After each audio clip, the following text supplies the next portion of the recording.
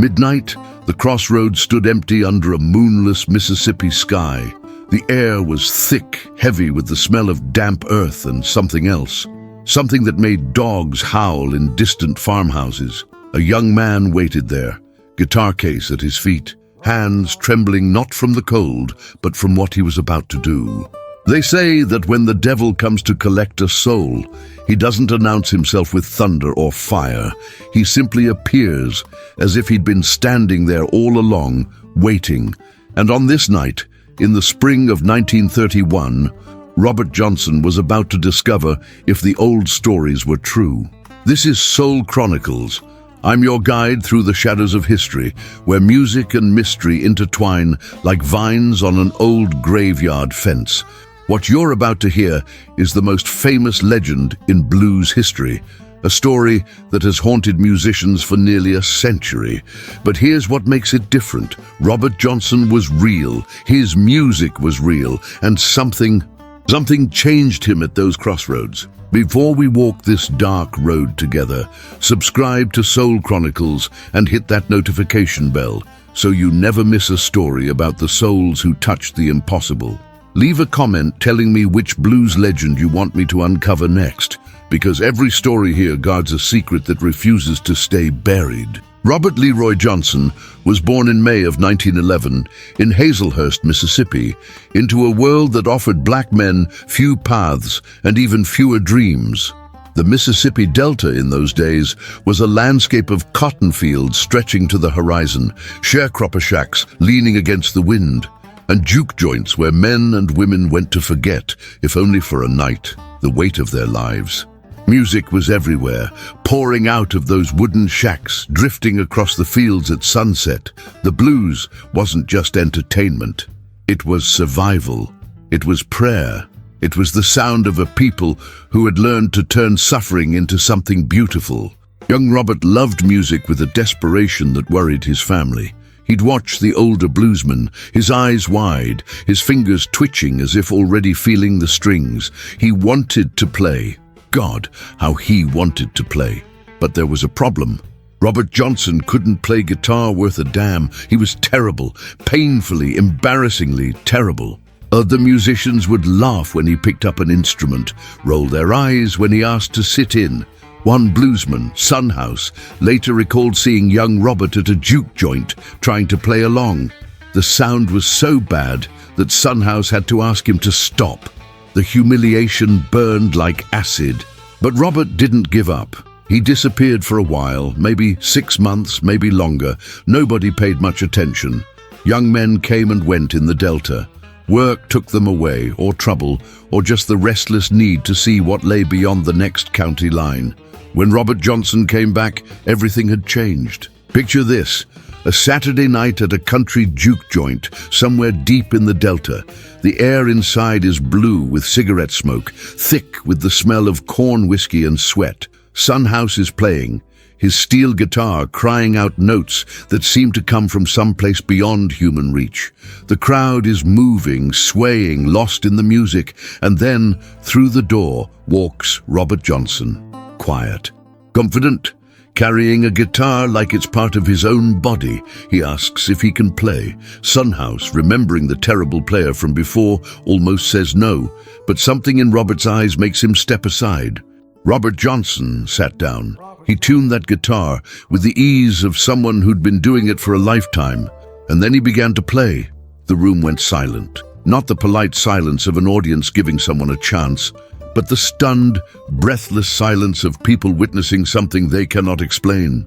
His fingers moved across the fretboard with impossible speed and precision, finding notes that shouldn't exist, creating rhythms that seemed to come from 2 or 3 guitars at once.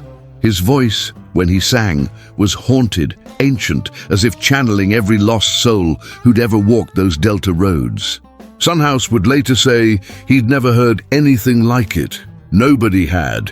In 6 months, Robert Johnson had gone from being a laughable amateur to a guitarist who could make grown men weep and women forget their husbands' names. It wasn't just skill, it was something else, something that couldn't be taught or learned through practice alone. When people asked Robert how he'd gotten so good, He'd smile that crooked smile of his and say things that made them uneasy. He'd talk about lonely crossroads, about midnight meetings, about prices paid in currency that had nothing to do with money. The legend was already old when Robert Johnson found it waiting for him. In the Delta, everyone knew the story.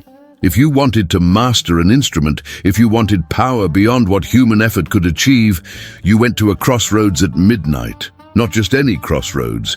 It had to be lonely, far from town, the kind of place where the darkness felt alive. You brought your instrument. You waited. And if you were serious, if your desire was pure and desperate enough, a large black man would appear. Some said he dressed in fine clothes like a preacher or a businessman. Others said his eyes were wrong, reflecting light they shouldn't. He would take your instrument, tune it in ways that seemed to mock the laws of music, and hand it back. From that moment on, you could play like no one else. But the price was clear, written in blood older than the Mississippi River itself. Your soul, not today, not tomorrow, but eventually he would come to collect. Every culture has its crossroads myth, its stories of bargains struck with dark powers. But in the Delta, where African spiritual traditions mixed with Christian imagery and the raw desperation of survival, the legend became something more. It wasn't just about ambition. It was about what a person would sacrifice to escape their circumstances, to become something more than what a cruel world had decided they could be. Did Robert Johnson actually meet someone at a crossroads? Did he make a literal pact? Or is this how the human mind makes sense of unexplainable genius, especially when that genius appears in someone the world had decided didn't matter? We may never know. But here's what we do know. Robert Johnson played like a man possessed. Witnesses described his performances as supernatural, unsettling, transcendent. His hands moved in ways that seemed anatomically impossible. He could play bass lines, rhythm, and melody simultaneously, creating the illusion of multiple guitars. And his songs carried darkness that felt ancient and intimate at once. Listen to the lyrics he wrote. Hellhound on my trail, me and the devil blues, crossroad blues. These weren't just songs, they were confessions, testimonies, warnings written in minor chords and bent notes. In Crossroad Blues, he sang about standing at the crossroads, trying to flag a ride, and nobody seeming to know him. Was he singing about hitchhiking or about something else entirely? About a choice made in darkness that left him stranded between two worlds? In Me and the Devil Blues, he sang about waking up with the devil, walking side by side with him.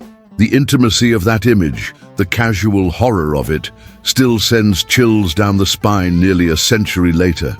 And then there's Hellhound on My Trail, perhaps his most terrifying song. He sang about a hellhound on his trail, always behind him, always getting closer. The guitar work mimics the sound of something chasing, relentless, inevitable. You can hear fear in his voice, real fear, the kind that can't be faked or performed. What was Robert Johnson running from? What did he see when he closed his eyes? What did he remember from that night at the crossroads, if such a night existed at all? The stories multiplied as Robert traveled. Fellow musicians spoke of his strange habits, his paranoid glances over his shoulder, his refusal to play with his back to a door. He drank heavily, loved recklessly, moved from town to town like a man who couldn't afford to stay still. Women loved him, and men envied him, but few really knew him. He kept his inner world locked tight, revealing it only in his songs. And those songs, recorded in just 2 sessions in 1936 and 1937, would go on to influence generations of musicians. But Robert Johnson wouldn't live to see his influence. On August 13, 1938, Robert Johnson was playing at a juke joint near Greenwood, Mississippi. He was 27 years old, at the height of his powers, with a recording contract and a future that seemed, for once, to hold promise. A woman offered him a bottle of whiskey. He drank it. Within hours, he was violently ill, writhing in agony, foaming at the mouth. Some say it was poison, slipped into the bottle by a jealous husband. Others whisper darker explanations. Robert lingered for 3 days, burning with fever, hallucinating, crying out about hellhounds and devils and debts that had come due. On August 16, 1938, he died. They buried him in an unmarked grave somewhere near Greenwood. Even in death, Robert Johnson remained a mystery. But here's the question that haunts every telling of this story. Was the Crossroads real? Did Robert Johnson actually sell his soul? Or was he simply a prodigiously talented man who lived in a time and place that couldn't make sense of black genius except through the lens of the supernatural? Maybe the truth is more complex. Maybe the real devil wasn't a figure at a crossroads, but the entire system that told a brilliant young man that his only path to greatness required something unholy. Maybe the real curse was living in a world that would rather believe in a demonic pact than acknowledge that a poor black man from Mississippi could simply be that good. The myth endures because it asks us uncomfortable questions. What would you sacrifice for your dream? How far would you go to escape the life you were born into? Is there a price too high for immortality? Robert Johnson's music has outlived him by nearly 90 years. His songs have been covered by everyone from Eric Clapton to the Rolling Stones to the White Stripes. His techniques are studied in music schools. His image, what little we have of it, has become iconic. In a very real sense, he achieved immortality. But at what cost? Think about it. Robert Johnson recorded only 29 songs. 29. And yet those 29 songs changed music forever. They carried the Delta blues out of the juke joints and into the wider world. They influenced rock and roll, influencing Led Zeppelin and creating the template for guitar gods who would come decades later. All from a man who died young, poor, and relatively unknown in his own time. If that's not a kind of magic, what is?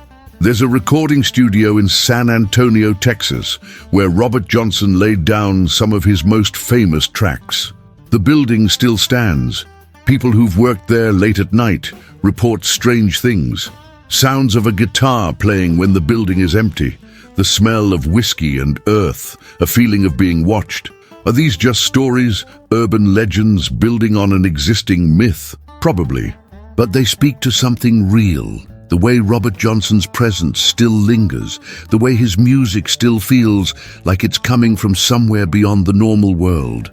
In Clarksdale, Mississippi, there's a museum dedicated to the Delta blues. Among the exhibits is a marker pointing to what some believe was the crossroads where Robert met the devil, Highway 61 and Highway 49.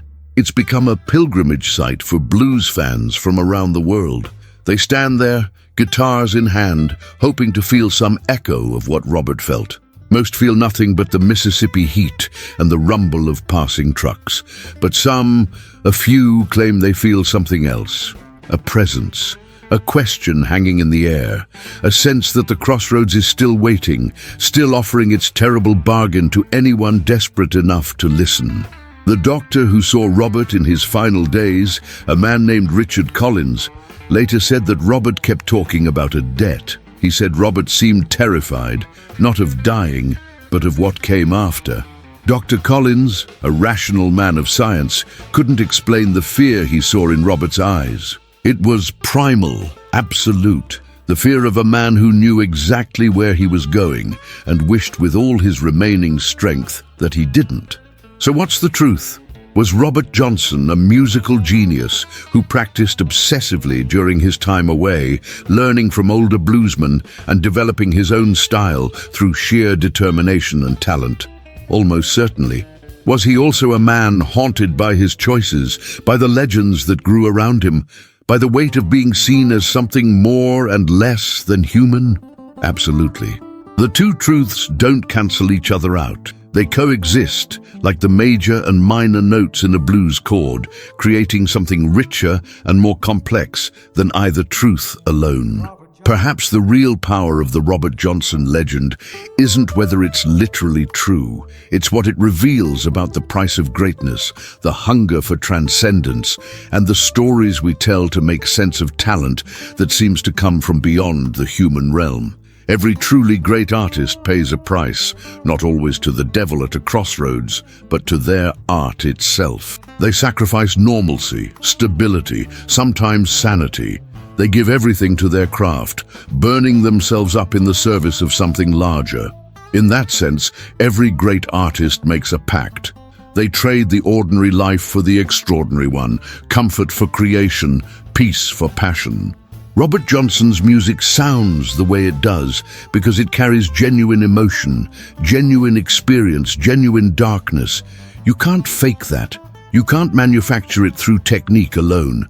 Whatever Robert Johnson experienced in his short life, whatever choices he made or prices he paid, he channeled all of it into his music. And that music, almost a century later, still has the power to raise the hair on the back of your neck, to make you feel like you're hearing something you shouldn't, like you're being let in on a secret that was meant to stay buried. On quiet nights in the Delta, when the wind moves through the cotton fields and the moon hangs low and orange in the sky, people still tell stories about Robert Johnson. Old-timers who remember the juke joints, who heard him play, or knew someone who did. They'll tell you about the way his guitar sounded like it was crying, like it was possessed. They'll tell you about the look in his eyes when he played, like he was seeing something no one else could see. And they'll tell you about the crossroads, about the bargain, about the price that was paid. Not because they necessarily believe every word, but because some stories are too powerful to let die, too important to the fabric of a place and a people. The crossroads is a metaphor we all understand. It's the moment of choice, the fork in the road, the decision that will define everything that comes after.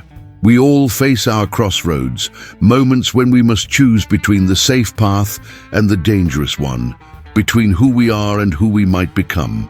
Most of us choose safety.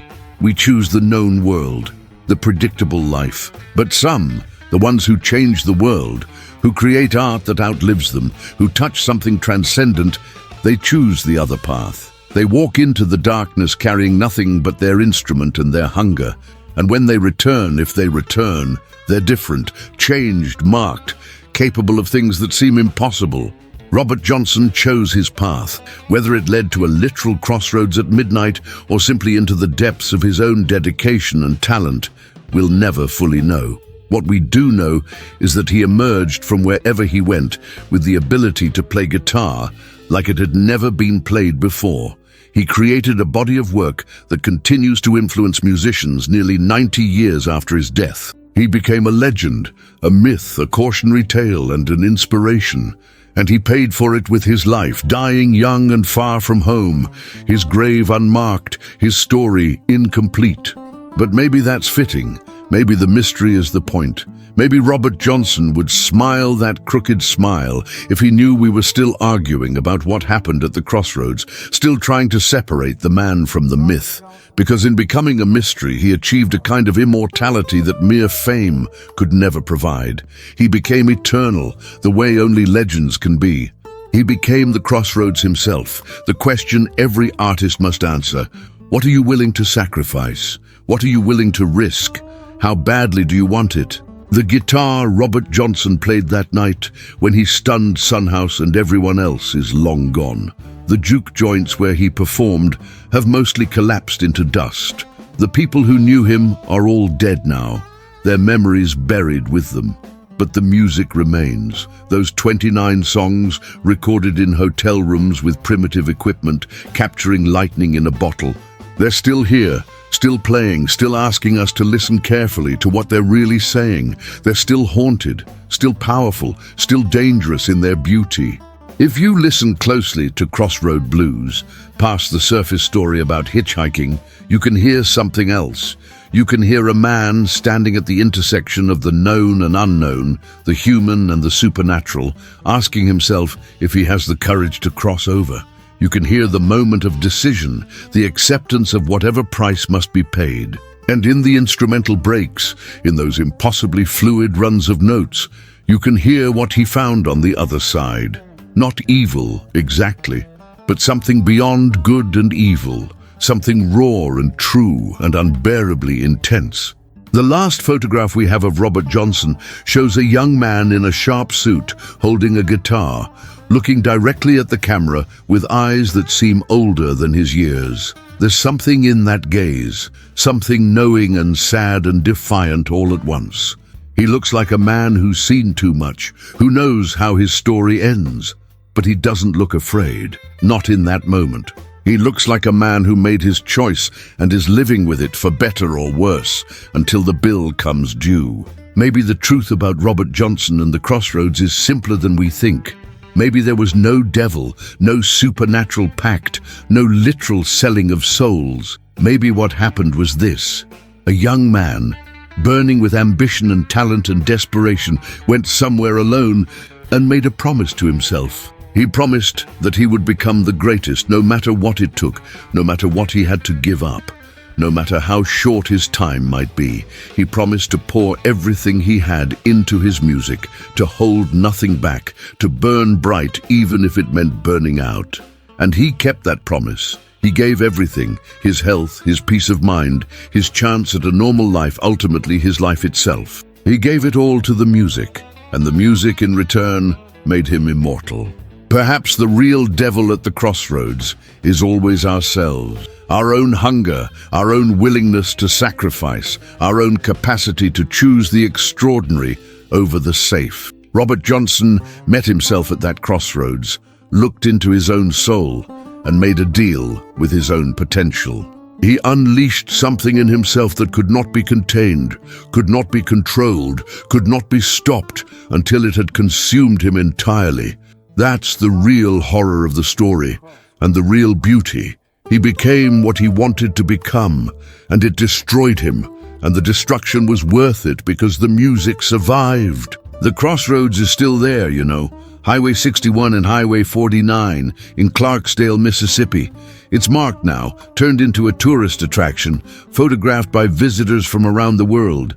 But late at night, when the tourists are gone and the highway is empty, it's just a crossroads again.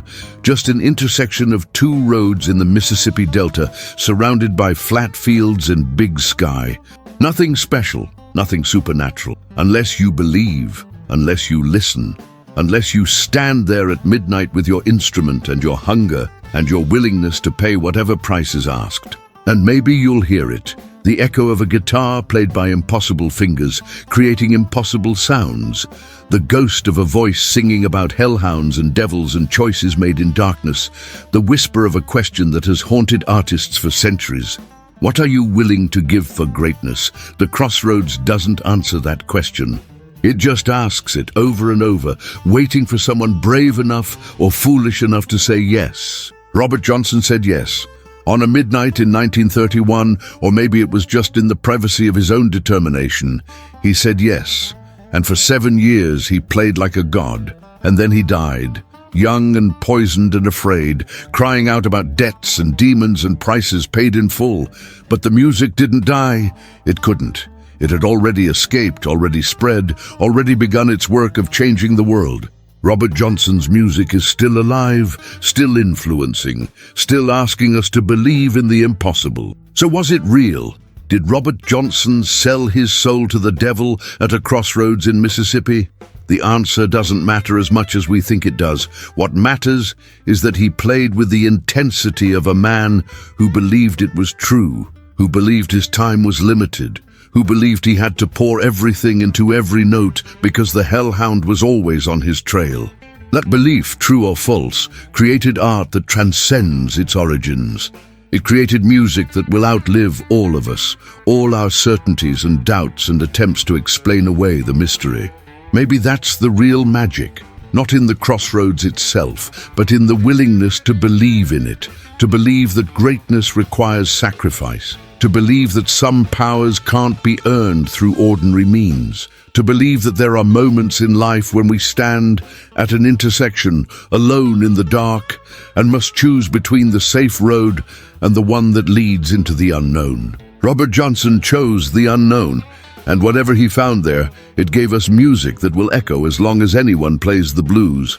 The devil at the crossroads, if he exists, doesn't take your soul all at once. He takes it piece by piece, note by note, song by song. Every time you pick up the instrument, every time you play with everything you have, every time you choose the music over sleep or food or love or safety, you give him a little more, until one day there's nothing left to give, and the music is all that remains. Robert Johnson understood this. He lived it. And in the end, when the poison burned through his veins and he knew death was coming, maybe he didn't regret it. Maybe he thought it was a fair trade, his soul for immortality, his life for the music, himself for something larger than himself. The crossroads is waiting. It's always waiting. Not just in Mississippi, but in every moment when we must choose between comfort and greatness, between the ordinary and the extraordinary, between the life we have and the life we dream of. It's waiting in the practice room at 3 in the morning when our fingers are bleeding and our back is aching, and we have to decide whether to stop or to keep going. It's waiting in the moment when we have to choose between what others expect of us and what we know we must become. It's waiting in every instant when we face our own limitations and must decide whether to accept them or transcend them. Robert Johnson transcended. He broke through every limitation placed on him by talent and circumstance and the cruel mathematics of his time and place. He became something more than what the world said he could be. And yes, he paid for it. With his peace, his life, maybe his soul, but he also won. His name lived on, his music lived on, his legend lived on. 90 years after his death, we're still talking about him, still listening to him, still wondering about him. How many of us can hope for that? How many of us will leave behind anything that lasts even 90 days, let alone 90 years? So here's what I believe, for whatever it's worth. I believe Robert Johnson was a genius. I believe he practiced obsessively, learned voraciously, and developed a style that was uniquely his own. I also believe he was haunted, troubled, driven by demons both internal and perhaps external. I believe the Crossroads story is metaphorically true, even if it's not literally true. And I believe that his music contains genuine magic, the kind that can't be fully explained by technique or theory or historical context.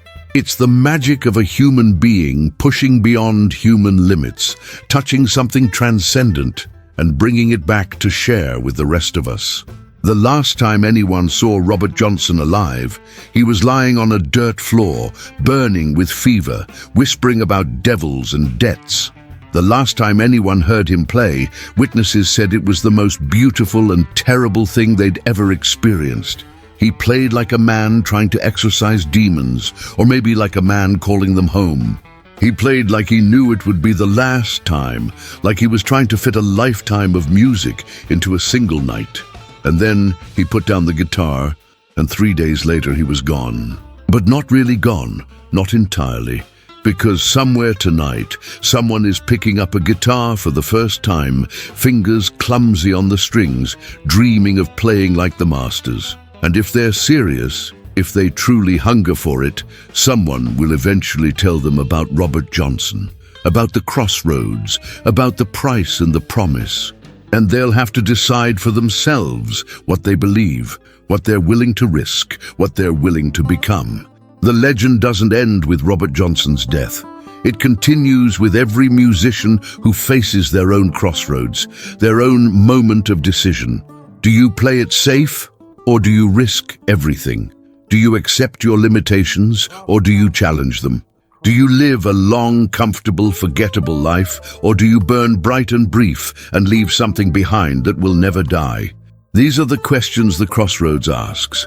These are the questions Robert Johnson answered with his life and his death and his 29 songs that changed the world. If this story chilled you, if it made you think about your own crossroads and your own choices, hit that like button and subscribe to Soul Chronicles. Because here, every soul has a song to be told, and some of those songs were written in darkness, signed in blood, and played on instruments that remember things we've tried to forget. Drop a comment telling me which legend you want explored next, because the Delta holds more secrets than Robert Johnson's grave, and I'm not afraid to dig them up. The Crossroads is real. Maybe not the way the legend says, maybe not with an actual devil in a black suit, but it's real as any choice that defines a life, as real as any moment when everything hangs in the balance and you must decide who you're going to be. Robert Johnson found his crossroads on a dirt road in Mississippi in 1931. Where's yours? And when you reach it, alone in the dark with nothing but your dreams and your fear and your hunger, what will you choose? What will you sacrifice? What price are you willing to pay? Robert Johnson paid everything, and in return he received a kind of immortality that kings and presidents can only dream of. His music plays on, his legend grows, his question echoes through the decades. What would you give for greatness? What would you risk for immortality? How badly do you want it? The crossroads is waiting for your answer. It's always waiting. And the devil, whether he's real or just a metaphor for our own ambition and hunger and willingness to sacrifice, he's patient. He has all the time in the world. The question is, do you?